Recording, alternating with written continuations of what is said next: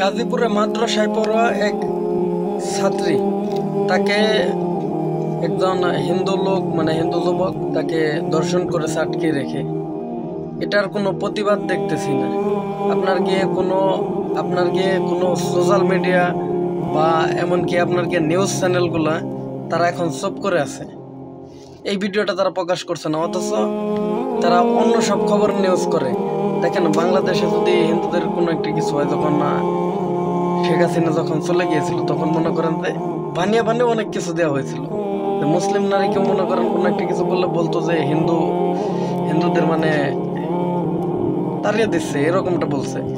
এমনকি এই ঘটনাটা যে ঘটনাটা ঘটছে, আপনারা দেখেন একটু, 13 বছরের একটা মেয়েকে।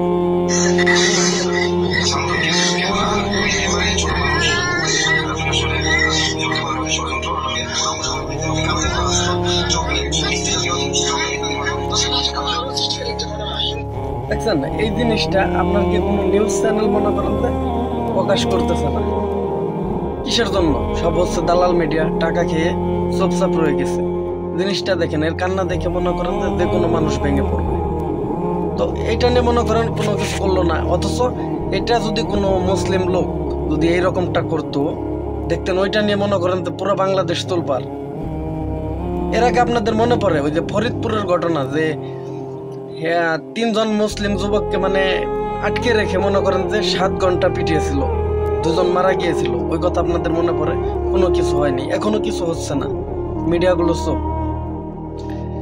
আমি বুঝলাম না যে মানে মুসলিমরা কোনো একটা কিছু করলেই মনে করেন যে ওইটাই একটু হলে মনে করেন আর একটু বানিয়ে বলেন মিডিয়ার লোকেরা, আর এখন চুপচাপ।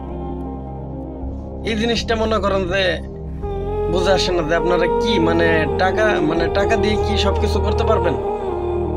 টাকার পিছনে পরে মানে আপনারা এই নিউজটা মনে করেন যে প্রকাশ করলেন না।